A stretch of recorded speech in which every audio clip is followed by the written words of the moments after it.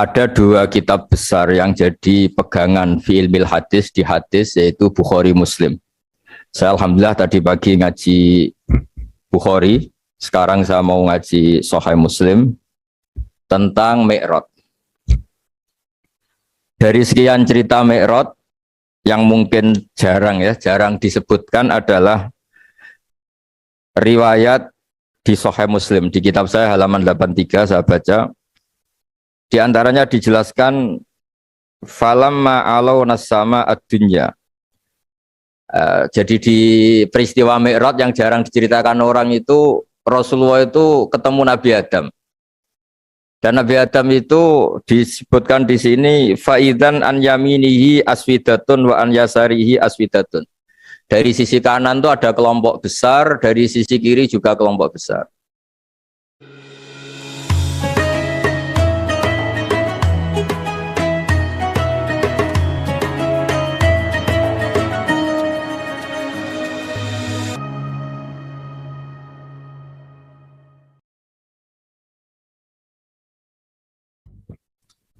Assalamualaikum warahmatullahi wabarakatuh. Rahmatuka ya ghafuru ya syakuru, masalli wa sallim barik ala sayyidina maulana Muhammadin wa ala alihi wa sahbihi asmin, nama ba'du. Yang sangat saya hormati putra guru kami Gus Yasin, juga yang sangat saya hormati Kiai Haji Lukman Hakim Saifuddin, juga Neng Alisa, Kiai Syafiq, dan dari pihak Sukun Bapak Haji Hilmi, juga Direktur Teluk Lamong Bapak Haji Faruk Hidayat, juga teman-teman Muhibbin Santri Gayang saya hormati. Tadi saya jam 9 pagi tadi ngaji Khataman Bukhari bersama para habaib di Kudus. Alhamdulillah selesai zuhur, kemudian bisa pulang dan ikut hormat ngaji Santri Gayang. Ada dua kitab besar yang jadi pegangan fi ilmil hadis di hadis, yaitu Bukhari Muslim. Saya alhamdulillah tadi pagi ngaji Bukhari, sekarang saya mau ngaji Sahih Muslim tentang Mi'raj. Dari sekian cerita Mi'raj yang mungkin jarang disebutkan adalah riwayat di Sahih Muslim. Di kitab saya halaman 83 saya baca, di antaranya dijelaskan falamma alau nasama ad-dunya. Jadi di peristiwa Mi'raj yang jarang diceritakan orang itu, Rasulullah itu ketemu Nabi Adam. Dan Nabi Adam itu disebutkan di sini faidan an yaminihi aswidatun wa an yasarihi aswidatun. Dari sisi kanan itu ada kelompok besar, dari sisi kiri juga kelompok besar. Saya baca teks aslinya ya, tabarruk ya, supaya dapat berkah dari bahasa Rasulullah SAW. Ini cerita Nabi ketika ketemu Nabi Adam. Fa idza nazara qibala yaminih dhahika wa idza nazara qibala shimalih baka. Nabi Adam ketika melihat ke kanan itu senyum-senyum, senang sekali. Tapi kalau melihat ke kiri itu nangis. Lalu Rasulullah SAW tanya ke malaikat Jibril, itu siapa? Itu Adam. Dan yang kelompok di kanan itu ahli surga. Maka beliau kalau melihat senang sekali, dan kalau yang di kiri itu ahli neraka, kalau beliau melihat itu susah sekali. Artinya apa? Betapa susahnya jadi Nabi Adam itu. Jadi kalau misalnya ada koruptor ketangkep gitu ya, yang nangkep ya cucunya, yang ditangkep juga cucunya. Kalau kita punya anak 10 itu, terus yang satu misalnya nyuri milik temannya, milik saudaranya itu, sing naboi ya anaknya, yang ditabui juga anaknya. Kayak apa tersiksanya seorang Nabi Adam? Karena nggak punya pilihan, pasti dari sekian kasus dolim dan mazlum, yang mendolimi maupun yang didolimi itu pasti anak cucunya. Jadi betapa susahnya seorang Nabi Adam. Jadi termasuk kearifan kita sebagai manusia itu belajar dari takdir yang kita hadapi, yaitu keterbatasan kita sebagai manusia. Kita harus bisa ngelola kegagalan, terima qadha qadar. Makanya kata Mbah Mun, abahnya Gus Yasin itu sering cerita ke saya, iman itu paling dhuwur itu iman qadha qadar, khairihi wa syarrihi minallah. Kita harus punya kesiapan iman khairihi wa syarrihi minallah. Bahwa segala kebaikan, segala syar itu sudah digariskan oleh Allah Ta'ala. Kita bisa apa sebagai manusia? Jadi pertama Nabi Muhammad ketemu di as-sama idunya, langit paling dekat, itu ketemu Nabi Adam dengan kondisi seperti tadi. Kalau melihat ke kanan itu senyum, karena itu anak-anak beliau, turunan beliau yang ahli surga. Kalau melihat ke kiri itu nangis, karena itu cucu beliau yang ditakdir tidak jadi orang baik. Artinya kalau ada peristiwa sosial, sosial apa saja, yang satu zalim, yang satu mazlum, atau yang satu benar, yang satu salah, atau sama-sama benar tapi salah paham, itu semua adalah cucu Nabi Adam alaihis salam, dan itu membuat beliau kadang-kadang dohika, kadang-kadang senyum, kadang-kadang baka, kadang-kadang nangis. Jadi itu yang menjadikan tambahnya arifnya Rasulullah Shallallahu Alaihi Wasallam. Saya teruskan. Qultu ya Jibril man hadza qal hadza Adam wa hadhil aswida an yamini wa an shimalih nasamu bani. Fa ahlul yamin ahlul jannah wal aswida allati an shimali ahlun nar. Fa idza nazara qibala yamini dhahika wa idza nazara qibala shimalihi baka. Itu seperti misalnya kita punya anak 5, yang satu sukses jadi profesor doktor atau jadi orang alim, yang satu sekolah saja agak naik, misalnya sudah agak naik, entekno dunya itu nghabiskan harta itu kan. Tapi barokahnya itu mungkin kita mau jadi sombong enggak jadi itu karena punya anak yang enggak sukses. Mungkin barokahnya punya anak enggak sukses itu meredam keangkuhan kita, terus kita menjadi orang yang sopan dengan tetangga, dengan orang lain karena dipaksa punya hal-hal yang seperti itu. Jadi semua yang ditakdir Allah kalau kita ridho itu pasti baik. Karena ya kata yang ngarang kitab hikam itu, orang tawaduk itu kalau dinasehati pakai teks saja tidak cukup. Kalau punya utang itu tawaduk sendiri gitu. Guyonannya orang-orang kiai gitu. Ada orang sombong, supaya ada sombong kalau dia ketemu orang yang ngutangin itu pasti sopan sendiri. Jadi kalau dinasehati suruh sopan susah, tapi kalau ketemu orang yang ngutangin atau ketemu orang yang dia butuh pasti dengan sendirinya sopan sendiri. Atau ketemu orang yang menjadikan anaknya dapat pekerjaan, menjadikan keluarganya dapat job pekerjaan, pasti dia sopan sendiri karena utang jasa. Nah kalau kita pasti sopan sama orang yang ngutangi kita, yang menolong kita, apalagi dengan Allah Ta'ala yang semua yang kita pakai pasti dari Allah Ta'ala. Dengan demikian sudah keharusan kita sangat-sangat sopan pada Allah Ta'ala. Yang implementasinya dengan sujud dan dengan sholat. Itu juga yang dibawa dari hasil Mi'raj. Ini saya baca teksnya ya, saya tadi jam 9 baca Bukhari di Kudus sama beberapa habaib, Alhamdulillah.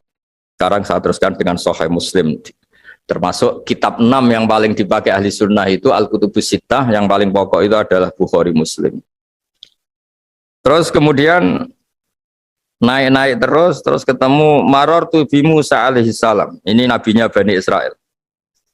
Saya kemudian ketemu dengan Nabi Musa alaihi salam. Nabi Musa itu nabinya Bani Israel. Jadi orang Bani Israel itu bawaannya itu protes. Protes itu komplain. Ketika makomnya beliau dilewati Rasulullah SAW, kelas beliau sebagai nabi, beliau nangis. Ketika nangis ditanya, "Ma yubkika, kenapa engkau nangis ya Musa?" Terus ini saya baca supaya seperti teksnya. Kata Nabi Musa, "Rabbi hadza ghulamun ba'astahu ba'di, yadkhulu min ummatihi al-jannata aktsaru mimma yadkhulu min ummati." Ini lelaki atau nabi junior, nabi yang datangnya setelah saya, mestinya senior saya. Tapi nabi ini sukses, umatnya lebih banyak masuk surga ketimbang saya. Ini yang bikin saya nangis. Jadi pikirannya Nabi Musa kalau beliau senior, beliau lebih dulu ya umatnya lebih banyak masuk surga. Ternyata enggak, masih banyak umatnya Rasulullah SAW. Dan ini gaya beliau yang suka protes itu berkah karena protesnya orang soleh. Seorang lagi apa-apa kalau dilakukan orang soleh itu pasti barokah. Ketika Rasulullah dapat perintah 50 sholat, itu Nabi Ibrahim pertama yang dilewati karena di langit paling atas dibanding nabi-nabi yang lain. Itu Nabi Ibrahim diam karena beliau tidak punya tradisi protes. Semua nabi diam karena Allah memerintahkan pasti sudah bagus lah, sudah diukur kekuatan hambanya. Tapi ketika Nabi Musa, beliau orang pertama komplain. Dapat apa kamu ya Muhammad? Dapat 100 sholat, dapat 50 sholat. Apa komentar Nabi Musa? Umat saya lebih gagah-gagah, lebih keren-keren. Pernah saya uji itu tidak ada yang mampu, apalagi umat kamu. Maka kamu mintalah keringanan. Fas'alhu takhfif, kamu harus minta keringanan. Masyhur itu riwayat itu. Kemudian Nabi minta keringanan sama Allah dipotong hanya 5. 5 masih 45, dipotong lagi 5 masih 40, sampai 9 kali pemotongan, akhirnya jadi 5 sholat. Itu satu menjadi pelajaran bahwa hubungan dengan Allah Ta'ala itu tidak perlu malu, karena Allah itu suka kalau dimintain. Mestinya kan dipotong 5, minta lagi sungkan, dipotong lagi 5, minta lagi sungkan, tapi ternyata berkali-kali. Bahkan ketika sudah 5 itu Nabi Musa masih bilang, ya Muhammad minta lagi keringanan. Jadi kalau itu dikabulkan itu jadi tidak ada sholat itu kalau 5 masih minta. Nah, sampai Rasulullah itu tanya ke Jibril, ya Jibril bagaimana dengan gaya komplainnya Nabi Musa? Hiddah itu sering komplain. Jawabnya malaikat Jibril, ya roh hiddah, Allah tahu betul tentang komplainnya Musa dan Allah senang. Ya karena bawaan beliau begitu. Ini penting saya utarakan bahwa dalam Islam itu orang yang lemah lembut, yang samahah, Allahun Halim kayak Nabi Ibrahim itu juga Allah suka. Yang suka komplain tapi demi hak bukan demi konflik. Saya ulang lagi, demi hak bukan demi konflik juga Allah suka.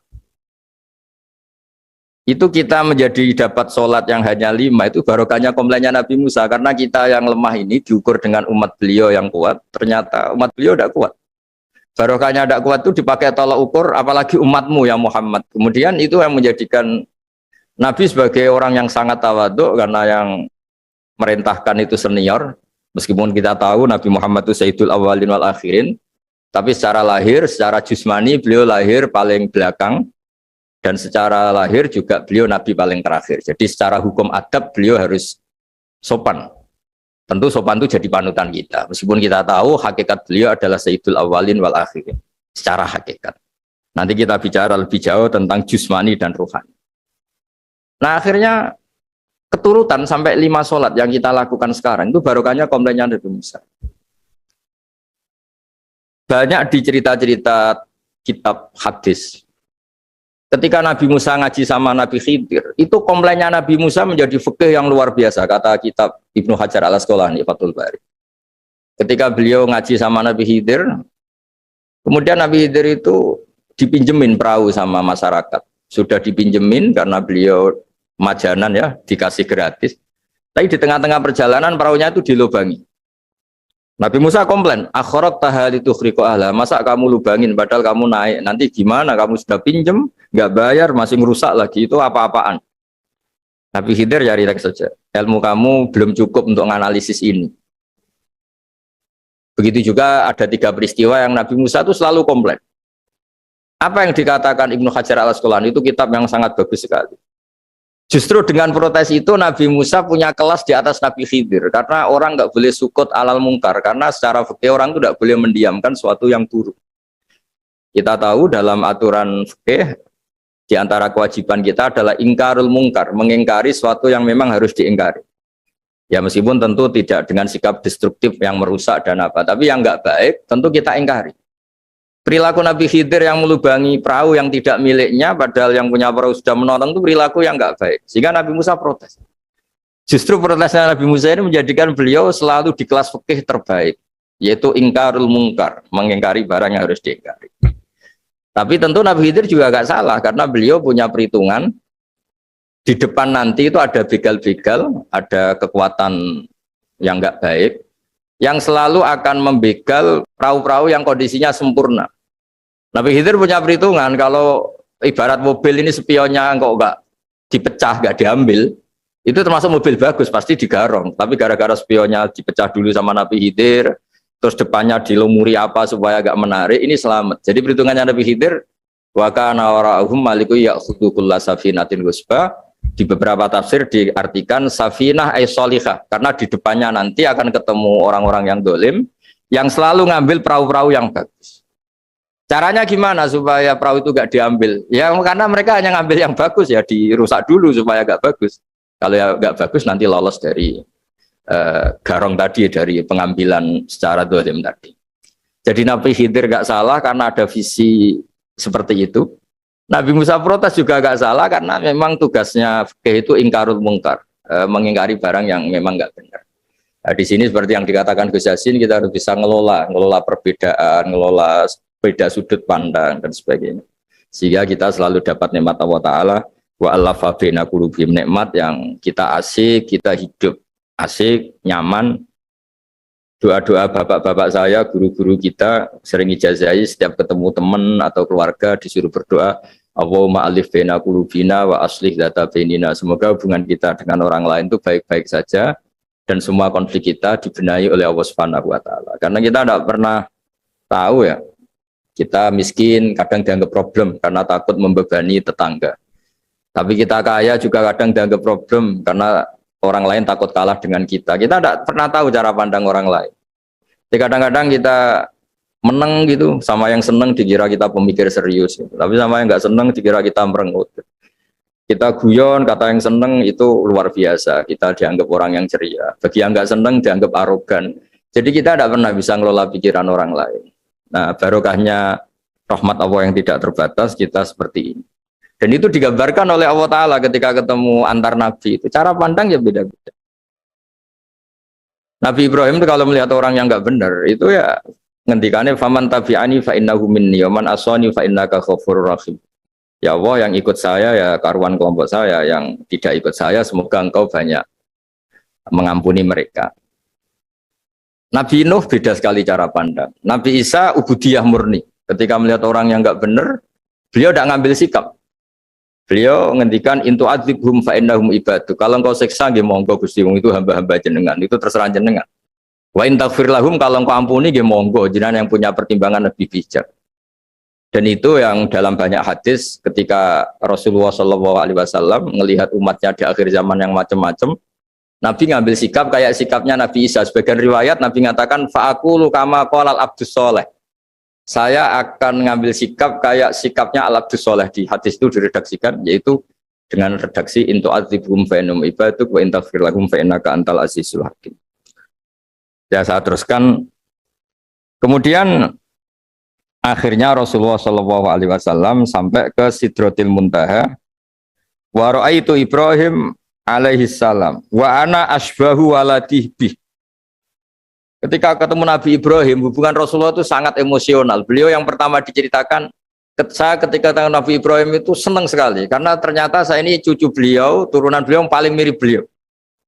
Jadi ini unik, dari sekian peristiwa besar, peristiwa langit, kemudian Nabi ada hubungan emosional yang luar biasa ketika ketemu Nabi Ibrahim. Pertama yang dikatakan Nabi, wa ana asbahu waladihi. Saya adalah cucu yang paling mirip beliau. Dan ini kita tahu akhirnya di semua syariat kita, istilah resminya itu anit tabi millata Ibrahim Hanifah. Di istilah resmi agama kita, millata abikum Ibrahim, agama leluhur kamu Ibrahim. Kita ketika baca sholawat, Allahumma sholli ala sayyidina Muhammad, terusannya juga kama sholli ta'ala sayyidina Ibrahim wa ala ali Ibrahim. Dan seterusnya, dan seterusnya.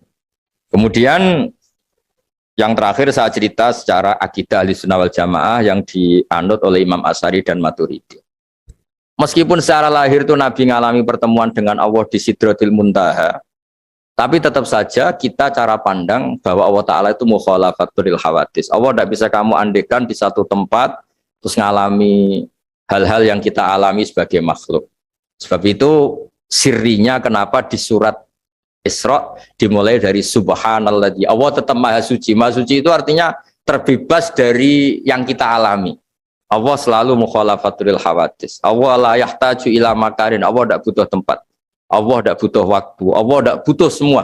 Karena Allah itu qayyum. Allah itu qiyamuhu binafsihi, berdiri sendiri. Allah tidak butuh aras. Allah tidak butuh kursi. Tapi eksistensi kursi yang butuh Allah. Allah tidak butuh aras, tidak butuh kursi, tidak butuh langit. Semuanya itu berdiri karena Allah. Bukan sebaliknya Allah berdiri di atas semuanya. Sehingga kita mulai kecil diajari Allah itu siapa? Al-Qayyum. Kalau bahasa kita, qiyamuhu binafsi. Selalu berdiri sendiri, dan Allah itu Al-Ghaniyul Mutlaq. Enggak butuh yang lain. Di sini pentingnya selalu Nabi ngendikan subhanallah, subhanallah, wiridanya tetap Allah itu maha suci, Allah maha besar, Allah maha agung, dan keagungannya diantara ditandai dia punya sifat yang tidak sifat kita. Dia punya keabadian yang tidak bisa kita miliki. Dia punya semuanya yang tidak kita miliki. Itu sebab itu dimulai subhanalladzi asra bi abdi lailam minal masjidil haram. Jadi kata subhana ini maha suci itu maha suci dari tempat, dari waktu, dari apa saja. Meskipun Allah punya adat, punya sunnah memperlakukan hambanya itu dengan logika atau bayangan yang bayangkan seorang hambanya. Sehingga seakan-akan kita ini ya ketemu, seakan-akan kita bisa ini melihat. Sehingga di surga disebut kita ini melihat Allah. Tapi semua ahli sunnah mengatakan, tapi kamu melihat Allah itu tetap saja bila kaifin walan khisorin, tidak bisa terus menciri. Menciri itu bisa membatasi sifatnya Allah itu begini-begini, tidak bisa. Tetap Allah itu la tudrikul absar wa huwa yudrikul absar. Tapi kita bisa disebut melihat dengan kemakhlukan kita yang profan di surga disebut melihat. Tapi bukan melihat yang kayak kita melihat antar makhluk yang terus bisa apa itu cerita detail, cerita spesifik, cerita apa tidak bisa. La tudrikul absar. Ini hebatnya ulama-ulama kita selalu cerita Mi'raj, cerita nazar ila wa fil jannah, melihat Allah di surga. Tapi bersamaan dengan itu selalu cerita Allah itu mukhalafatul khawatis, Allah itu laisa kamislihi syai'un. Jadi terima kasih Gajang utamanya pada Gus Yasin dan yang membantu semuanya. Barokahnya kita ketemu bisa ngaji, supaya barokah saya baca teks aslinya di Hadisil Isra, karena tadi saya jam 9 sudah baca Bukhari, ini supaya dapat berkah saya ini baca Sahih Muslim. Sekian dan semoga barokah. Assalamualaikum warahmatullahi wabarakatuh.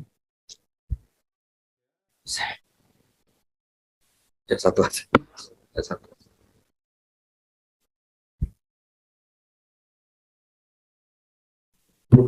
Yang satu yang terpilih yakni dari Mas Mustaqim CEO dari Kemkos.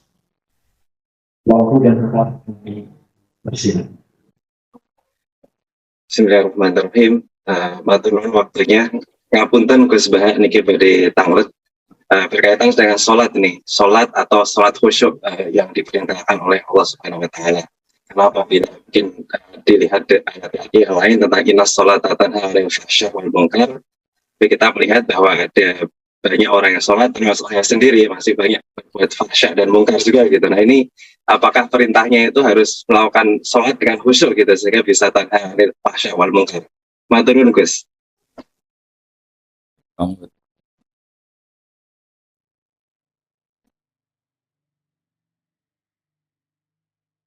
Nggih, matur nuwun Mas Gufron. Nggih, matur nuwun ngakune.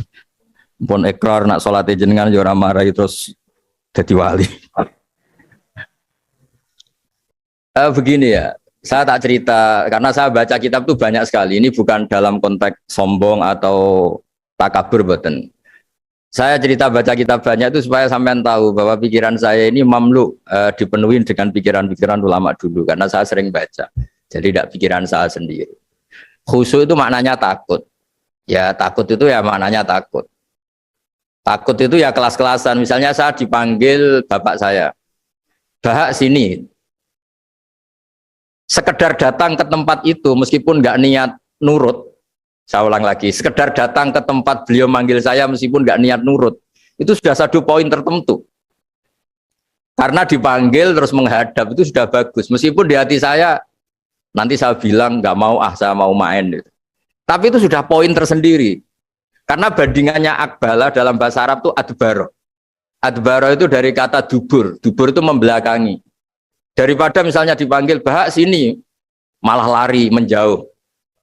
Membelakangi. Kalau dalam bahasa Arab adbaro. Adbaro itu menjadikan duburnya di belakangnya. Makanya bandingannya akbala itu menghadap dengan muka. Kalau adbaro orang di belakangi pakai duburnya. Makanya dalam bahasa Arab disebut adbaro. Nah, sehingga terburuk dari seorang hamba itu adbaro, dipanggil ndak moro, dipanggil ndak menuju yang dipanggil, malah menjauh. Nah menjauh ini dalam bahasa Arab itu kadang dibahasakan tawalla. Tawalla itu mengu itu menghindari, atau adbaro, membelakang. Jadi kalau Anda sholat kok masih sering salah, dan saya yakin semua orang juga gitu, kalau nggak nabi, nggak wali itu ada ya kesalahan-kesalahan yang tidak fatal-fatal banget karena ada kebaikan yang Anda lakukan, yaitu ketika Anda dipanggil, Anda istijabah, Anda mengiyakan dengan menghadap. Ya itu sudah bagus. Nah setelah menghadap ternyata disuruh apa itu tidak nurut. Disuruh apa nggak nurut itu satu kesalahan yang tidak mengganggu poin pertama tadi, Anda menghadap. Sehingga banyak cerita di hadis-hadis ada sahabat yang zaman itu tidak soleh-soleh banget. Zaman itu ketika Nabi, saya ini mau sholat ya Rasulullah, tapi jangan diminta berhenti dari begini-begini. Beliau menyebutkan sekian kemungkaran sahabat tadi. Nabi komentarnya itu sayan hahumayakul. Nanti kalau sering sholat lama-lama ya enggak begitu. Nah ini kelirunya kita sebagai manusia. Lama-lama juga baik, itu kita kira itu terus harus sekarang gitu loh.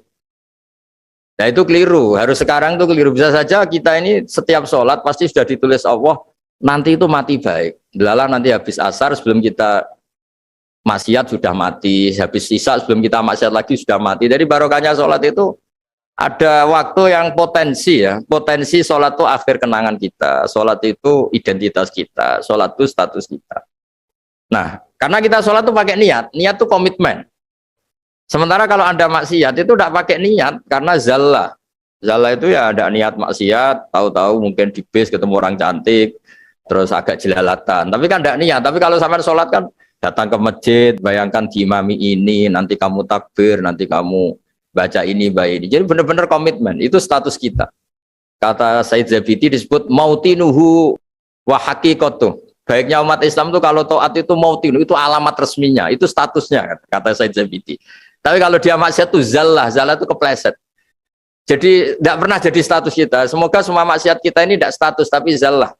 Tapi ketika taat itu status, hakikat kita. Maka fal'ubudiyah ya haqiqatuh wa mautinuhu wa dhatuh. Ini kata Said Abdul Az-Zabidi pengarang Ithaf. Orang Islam itu orang yang ketika ibadah itu identitasnya. Betul, ketika ibadah itu Allahu Akbar, dia berharap rahmatnya Allah gini-gini. Nah ketika salah dia zallah. Dia ngantor ya ada niat korupsi, dia ingin membenahi negara ini. Dia nyai juga agak ingin macam-macam. Ya tapi karena manusia terus ada zallah. Nah semoga semua kesalahan kita ini zallah itu ya cara Jawa kepleset, tidak mental, dan semua kebaikan kita ini mental, yaitu kebaikan yang jadi tempat kita, identitas kita, haqiqatuh wa mautinuhu wa dhatuh. Tapi jangan pernah berpikir kalau apa artinya sholat kalau kita masih melakukan kemungkaran, itu salah besar. Sholat itu wajib, dengan Anda sholat itu sudah mengurangi kemungkaran Anda, karena Anda tidak melawan ketentuan Allah Ta'ala. Kayak kita orang Indonesia, meskipun kita koruptor, mau jadi KTP Indonesia sudah bagus, kita mau jadi warga Indonesia, meskipun setelah itu kita korupsi dan salah, tapi lumayan jadi mau jadi warga apa? Indonesia. Orang mau sholat artinya dia menstatuskan diri sebagai hamba Allah. Teken kontra, kalau saya ini hambamu ya Allah, anta robbi, iya karena butuh, iya karena nasta'in. Soal salah ya salah aja, yang sama, kita tetap warga Indonesia meskipun kita salah, meskipun kita koruptor, meskipun kita salah, tetap aja warga Indonesia yang berhak mendapat jatah makan meskipun di penjara, meskipun apa. Sama, kita ini hamba Allah yang mengakui kalau Allah itu Tuhan, kita hamba. Dan barokahnya pengakuan itu insya Allah di cerita-cerita syafaat, kalau kita dosa atau apa, insya Allah dapat syafaatnya Rasulullah SAW, karena kita tidak pernah lari dari status kehambaan. Jadi yang harus dipegang, makanya status kehambaan ini nggak boleh hilang. Kita harus sering bilang Robbi, Robbi, Tuhanku yang merawat aku, yang memberi aku. Dengan demikian kita menjaga status kehambaan kita. Dan status hamba ini yang menjadikan orang layak masuk surga, yaitu fadkhuli fi ibadi, kamu harus resmi menjadi hambaku, baru ada perintah wadkhuli jannati. Kalau menjadi hamba aja nggak mau, kita punya keangkuhan, punya keinginan yang mulu-mulu, sehingga seakan-akan kita ini Tuhan, nah itu tidak menghamba. Kita harus fadkhuli fi ibadi, baru wadkhuli jannati. Saya kira demikian, semoga ini manfaat. Monggo bareng-bareng. Bismillahirrahmanirrahim. Al-Fatihah.